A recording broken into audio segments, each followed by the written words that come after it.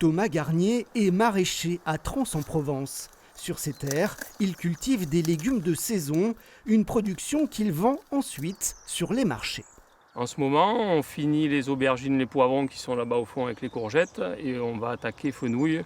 Après, il y a les poireaux, les blettes, les salades et c'est déjà pas mal. Mais depuis quelques jours, c'est dans un tout nouveau lieu que Thomas se rend.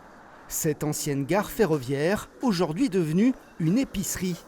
On y trouve des légumes donc, mais aussi du fromage, du vin ou du miel, des productions locales en circuit court. On a les fromages qui viennent du Bourguet, un petit village au-dessus de Combe dans l'arrière-pays varois.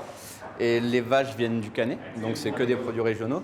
Et après, devant, vous avez des tartinades, des choses pour l'apéritif, que moi je profite de faire avec donc Thomas qui fait les légumes.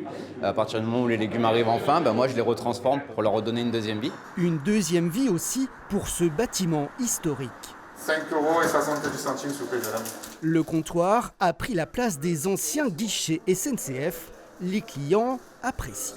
La gare est restée telle qu'elle. Avant, il y avait un restaurant ici qui a fermé. Et puis, comme c'est un bâtiment communal, ça a été repris par la mairie.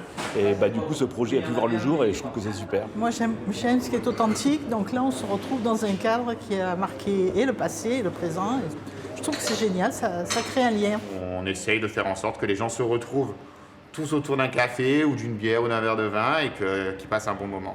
Vous êtes le chef de gare? Je suis le chef de gare, on peut dire. J'ai pas la casquette, mais je suis le chef de gare. Une gare mise en service en 1864 et qui retrouve une nouvelle jeunesse, d'autant que les trois amis et associés ont déjà d'autres projets pour ce lieu de convivialité au cœur de Trans-en-Provence.